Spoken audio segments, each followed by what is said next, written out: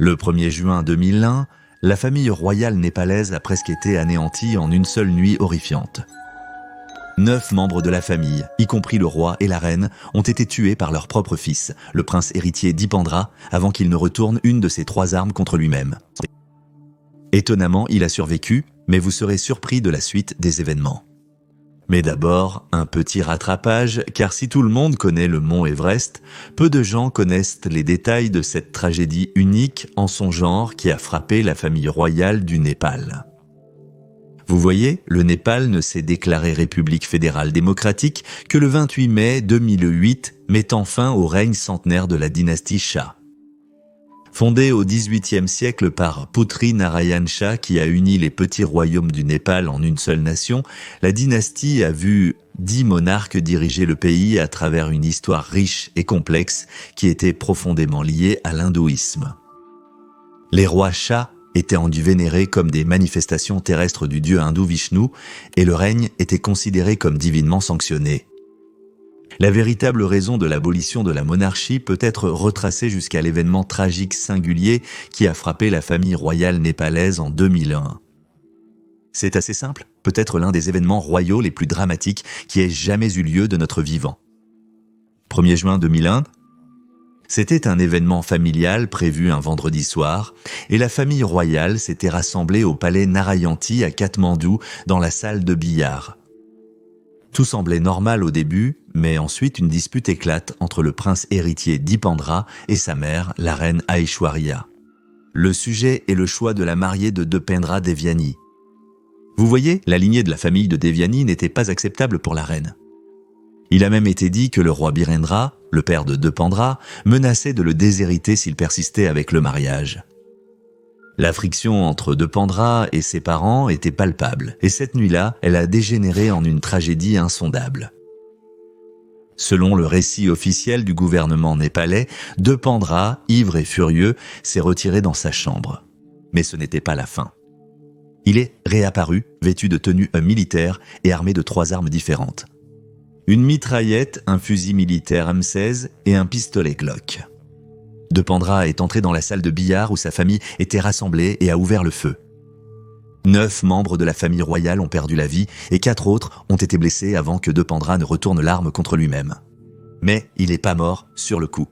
Au lieu de cela, il a langui dans le coma pendant 2 jours, a même été déclaré roi du Népal dans son état comateux car il était le suivant dans l'ordre de succession. Il a été déclaré en état de mort cérébrale et débranché de l'assistance respiratoire. Étonnamment, il a été incinéré le même jour sans autopsie. Le lourd tribut des personnes qui ont perdu la vie cette nuit-là, notamment toute la ligne de succession au roi, a été anéanti, à l'exception du seul frère survivant du roi, oncle du prince Dipendra. Mais qui était ce prince des ténèbres ? Selon le lieutenant-général Vivek Kumar Shah, aide au palais royal pendant 26 ans, le prince avait une dualité de caractère. En apparence, il était intelligent, doux et apprécié des personnes qui le connaissaient. Mais à l'intérieur, Shah croit qu'il n'a pas reçu l'amour qu'il aurait dû avoir en tant qu'enfant. Il explique comment le prince avait une nature sadique et s'en prenait souvent à des animaux innocents, comme un chat ou une souris. Il aurait prétendument pris plaisir à brûler ses objets. Dipendra avait également une fascination pour les armes à feu, une passion qui mettait mal à l'aise l'équipe de sécurité du palais. Il avait un MP5, un pistolet mitrailleur, il avait un commando MP16, encore un pistolet mitrailleur, puis il avait un fusil de chasse, des pistolets, vous nommez, se souvient Shah. Malgré leurs inquiétudes, ils ne pouvaient rien y faire, car porter des armes était une tradition royale et le roi et son fils testaient souvent de nouvelles armes. Pourtant, Dipendra avait un côté plus léger. Il fréquentait les pubs et les fêtes, aimant chanter et danser avec ses amis. Éduqué à Eton College, la vénérée institution britannique qui forme les futurs rois et premiers ministres, c'est là qu'il aurait rencontré l'amour de sa vie, Devyani Rana, en 1989. On dit qu'il a été immédiatement épris. Devyani Rana, la fille d'un éminent politicien népalais et descendante d'un maharaja indien, aurait pu sembler être le choix parfait pour un prince. Toutefois, la lignée maternelle de Devyani, d'une caste légèrement inférieure à la royauté népalaise, dérangeait la reine Aishwarya. Déterminée à rompre la relation, la reine a insisté pour que son fils épouse une parente éloignée de la maison de Shah. La scission de la puissante famille Rana du Népal en deux clans amèrement opposés, Chandra Shamsur et Yudra Shamsur, a ajouté aux complications. La reine Aishwarya était du clan Yudur Shamsher, tandis que le père de Devyani était de la branche rivale. D'autres facteurs ont aussi été déterminants. On dit que le père de Devyani a une fois rejeté une proposition de mariage à la sœur du roi, la jugeant pas assez jolie.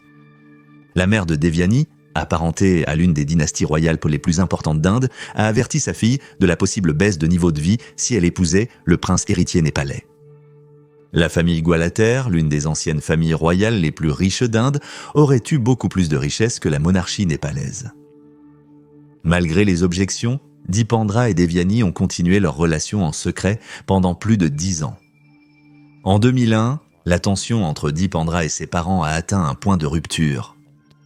Sa santé s'est détériorée, il a pris du poids, buvait et fumait excessivement et luttait contre un taux de cholestérol élevé, une pression artérielle élevée et la perte de cheveux.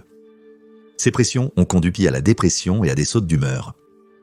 Pour son 29e anniversaire, Dipendra a annoncé son mariage avec Devyani et a menacé de tirer sur quiconque, même ses parents, s'ils s'y opposaient. Lorsque sa sœur Shruti, enceinte jusqu'aux dents, a tenté de le calmer, il l'a frappé. Face à la dissuasion ultime d'être déchu de ses titres royaux et de son allocation s'il persistait à défier ses parents, Dipendra était prêt à tout abandonner par amour. Cependant, selon certains rapports, Devyani est devenue blanche de rage en apprenant qu'elle ne serait pas reine du Népal. La famille de Devyani nie ce sentiment, mais les théories abondent sur ce qui a poussé Dipendra à bout ce chaud soir d'été. Dipendra a parlé à Devyani peu avant l'incident. Les registres téléphoniques révèlent qu'elle a contacté la sécurité, les implorant de le localiser d'urgence. Il avait consommé du whisky et du hashish mélangés à une étrange substance noire. L'appel s'est terminé avec le prince disant à Devyani « Je vais maintenant dormir, bonne nuit, nous parlerons demain ». Mais elle a senti que quelque chose n'allait pas, et à juste titre, car à 9h du soir, le prince héritier Dipendra est sorti de sa chambre habillé en tenue de combat et portant plusieurs armes. Son assistant, Ramkrishna, l'a vu sortir et a supposé qu'il voulait sortir. Il a demandé si le prince avait besoin de son sac d'urgence, mais Dipendra a répondu « Ce n'est pas nécessaire maintenant » et l'a congédié. Le prince s'est rendu à la salle de billard et a tiré au plafond et dans la salle ouest avec son pistolet mitrailleur MP5. Tout le monde était choqué. Il s'est ensuite retourné et a tiré sur son père, le roi Birendra, le touchant au cou et à l'abdomen. Le roi est tombé et ses proches se sont précipités pour l'aider. Le prince a quitté la pièce et a jeté son fusil de chasse SPAS-12 près des escaliers au nord du jardin intérieur. Quelques instants plus tard, il est revenu dans la salle de billard avec son fusil M16, s'est approché du roi et lui a tiré une nouvelle fois dans la tête. Il a ensuite continué à tirer sur beaucoup d'autres. Il a de nouveau quitté la salle de billard et s'est dirigé vers l'est en direction du jardin intérieur, suivi par la reine Aishwarya et son frère, le prince Naranjan. Soi-disant, ils le pressèrent d'arrêter, mais le prince n'avait aucune pitié.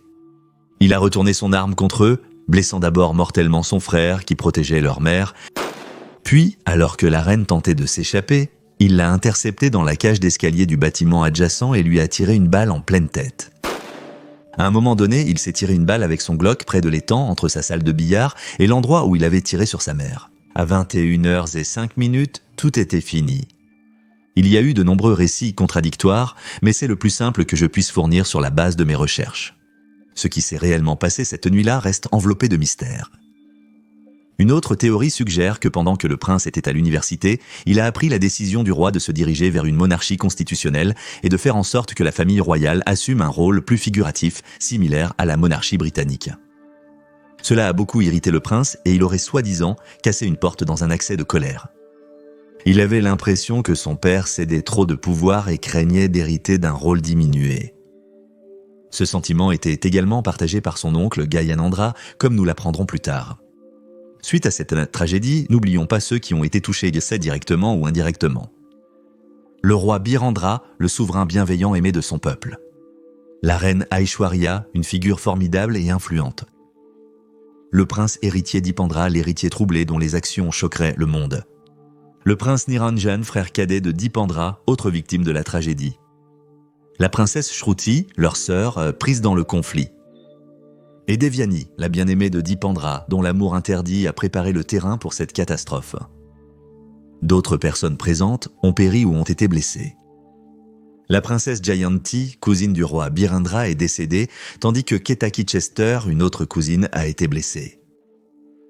Comment se fait-il que tous les héritiers directs du trône aient péri, à l'exception du frère du roi, Gyanendra, qui se trouvait dans les jungles de Chitwan lors de l'incident? Était-ce une simple coïncidence? Oui. Dans le sillage de la tragédie qui a secoué le pays, Gyanendra a accédé au trône, le seul frère survivant du roi Birendra. La constitution du Népal stipulait qu'en l'absence de fils du roi, le trône passerait à son frère. Avec Dupandra et Niranjan morts, Gyanendra était le suivant dans la ligne de succession. Cela semblait presque trop parfait, amenant beaucoup à soupçonner un jeu déloyal. Gyanendra n'était pas populaire parmi le peuple népalais. Cela contraste avec ce que la plupart ressentaient pour leur défunt souverain, le roi Binendra, qui a été éduqué en Occident. Au Japon, il croyait en un rôle constitutionnel pour la monarchie, pas en une dictature. Mais Gyanendra n'était pas d'accord avec cela. Il estimait que le roi Birendra avait trop cédé lors du soulèvement populaire des années 1990. Au moment de la mort du roi Birendra, le Népal est un pays où la démocratie est combattue dans le courant dominant juste 10 ans auparavant. Mais malgré tout cela, le roi Birendra était aimé par la nation. Des collègues du palais aux fonctionnaires, des proches aux politiciens, la plupart n'ont que des choses de positives à dire sur lui. Son calme, ses manières douces et sa personnalité douce et bienveillante lui ont valu le soutien de toute la nation. La tragédie a profondément traumatisé la population népalaise. Ils considérèrent le roi comme un dieu, littéralement un dieu, selon Larry Dinger, le diplomate américain senior au Népal au moment du massacre. De nombreux Népalais restent méfiants vis-à-vis de l'histoire officielle, soulignant des incohérences dans les preuves. Commençons par l'indication la plus flagrante d'une éventuelle dissimulation, les récits changeants du gouvernement népalais. Initialement, le gouvernement a affirmé qu'un fusil automatique s'était déchargé accidentellement, tuant 10 personnes et en blessant 4. Cette version a été vite rejetée par le public, jugée invraisemblable et absurde. Considérez les détails qui soulèvent de sérieuses questions. 2 balles du pistolet Glock de Dupendra ont été tirées cette nuit-là. Généralement, quand quelqu'un se tire une balle dans la tempe, c'est un seul coup. De plus, des rapports ont fait surface que Dipendra a consommé une quantité considérable d'alcool, fumé une cigarette mélangée à du hashish et une autre substance inconnue. Cependant, le médecin qui l'a traité pendant son coma a affirmé qu'il n'y avait aucune trace d'alcool ou de substances psychotropes n'ont été trouvées dans son sang, à l'exception de la nicotine. On pourrait s'attendre à une enquête approfondie, incluant une autopsie, pour confirmer les résultats toxicologiques et déterminer si Dipendra a bien tiré les coups de feu mortels. Au lieu de cela, Dipendra a été rapidement incinéré le même jour où il a été débranché de l'assistance vitale, éliminant toute possibilité d'autopsie. La gestion du rapport de la commission sur l'incident par le gouvernement a également suscité des doutes. Le roi Gyanendra a examiné le rapport avant sa publication, créant un conflit d'intérêts. Comment un rapport peut-il être crédible lorsque le sujet de suspicion potentielle supervise sa publication?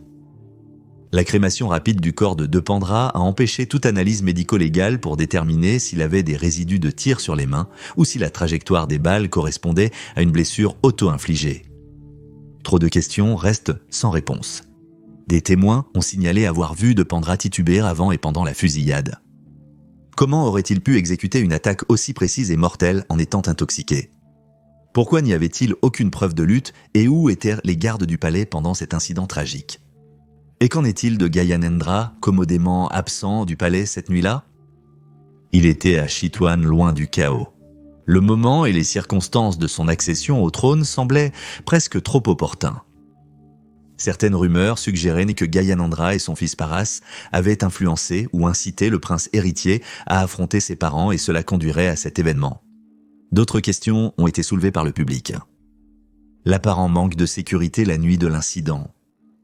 On pourrait s'attendre à ce que la famille royale réunie dans le palais Narayan Hiti ait été entourée de mesures de sécurité strictes.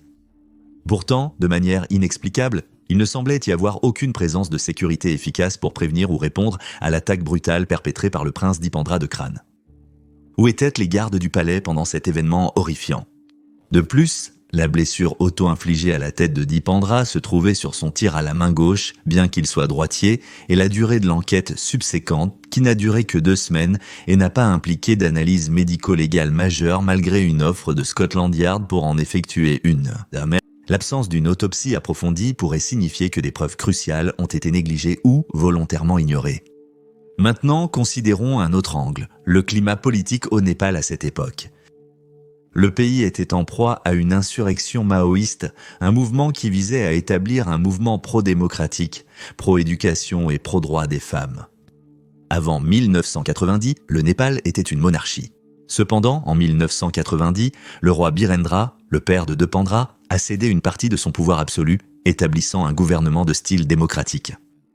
Ce mouvement a été opposé par son frère, Gyanendra. L'approche du roi Birendra face à l'insurrection maoïste était celle de la retenue, évitant l'intervention étrangère. Mais après sa mort et l'accession au pouvoir de Gyanendra, tout a changé. La liberté de parole et de presse a été suspendue, les liens de communication ont été coupés, les manifestations publiques interdites et les leaders politiques soutenant la démocratie ont été emprisonnés. Les mesures rapides et sévères de Gyanendra contre le parti maoïste ont reçu le soutien de puissances internationales, dont l'Inde, la Grande-Bretagne et les États-Unis.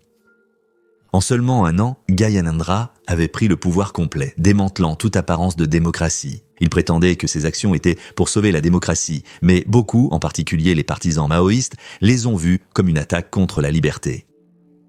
Enfin, nous nous tournons vers Devyani, la petite amie de Dipendra et l'une des personnes les plus proches de lui. Certains spéculent qu'elle se serait peut-être mariée en secret.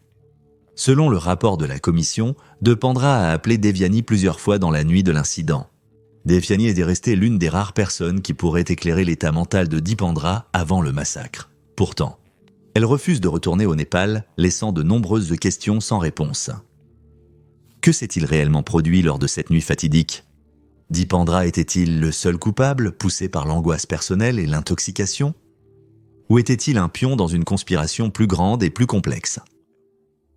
Le plus grand conflit d'intérêts était le fait que le rapport commandé sur l'incident a été produit par un comité nommé par le roi Gyanendra et examiné par lui pour approbation avant publication. Involontairement, sans aucun doute, cela a soulevé des questions sur son impartialité. Néanmoins, il est essentiel de souligner certains points clés du rapport pour comprendre le récit officiel. Pour un résumé complet, vous pouvez consulter le rapport détaillé en ligne, mais concentrons-nous ici sur les détails cruciaux. Selon le rapport, Dipendra était fortement intoxiqué, ayant consommé 1 à 2 verres de whisky. Dipendra avait bu environ 3 à 4 onces de whisky, sachant qu'un verre équivaut à 100 millilitres. Après avoir été emmené dans sa chambre par Paras, Kumar Gorak et Aranjan, Dipendra a fumé une cigarette imprégnée de hashish et d'une substance noire inconnue. Lorsque Dipendra a été retrouvé, il était étendu au sol, la chemise ouverte, et a été vu plus tard en train de vomir dans les toilettes. Comment quelqu'un dans un tel état pourrait-il alors se composer pour commettre un acte aussi précis et mortel ? Le rapport indique que Dipendra a tiré un total de 47 cartouches de son fusil M16, 29 de son pistolet mitrailleur et 2 cartouches de son pistolet Glock. Cela inclut 2 balles du Glock, ce qui a soulevé une autre question. Pourquoi aurait-il besoin de tirer 2 fois s'il se tirait une balle à bout portant dans le temple gauche ? De plus, Niranjan, l'autre prince à qui on avait remis un pistolet Glock, ne l'a jamais utilisé. Pourquoi n'a-t-il pas riposté ? Pourquoi n'y a-t-il pas eu de lutte ? Ces incohérences ne font qu'approfondir le mystère. Le manque d'informations cohérentes et fiables sur cet incident est un autre problème. De nombreux sites web se bousculent pour publier leur version des faits, menant à une multitude de récits contradictoires. Et bien que ces incohérences et ces comptes différents suggèrent une conspiration, il est également important de prendre en compte les arguments contre celle-ci. La reine Komal a été blessée pendant la fusillade.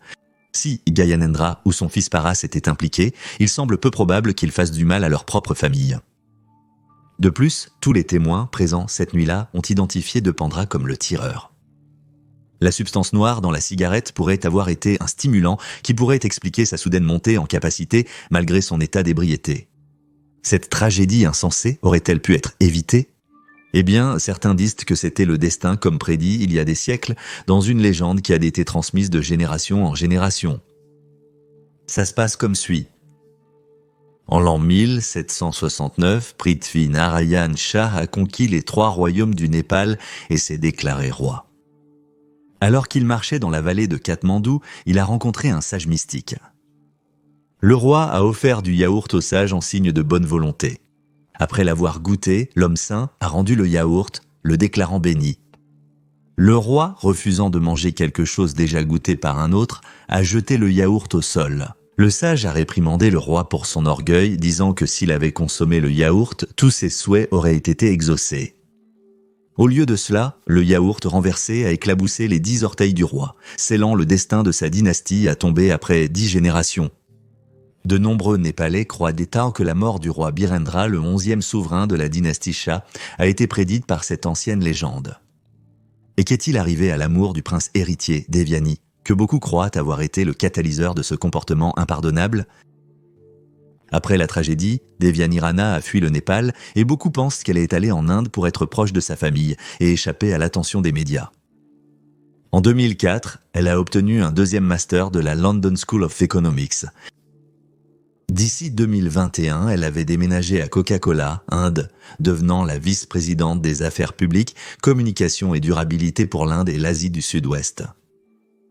Concernant sa vie personnelle, le 23 février 2007, Devyani Rana a épousé Yuvaraj Aishwarya Singh, le fils du Maharaja Bhuvaneshwar Prasad Singh et de la Maharani Veena Singh de l'ancien état de Singh Grauli.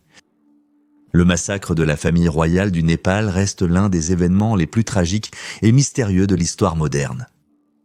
Si vous avez aimé la façon dont j'ai couvert ce cas, alors assurez-vous de consulter le cas du tueur en série du Nord Kanto au Japon à l'écran ou une playlist qui passe en revue tous mes cas. C'est Victor à plus.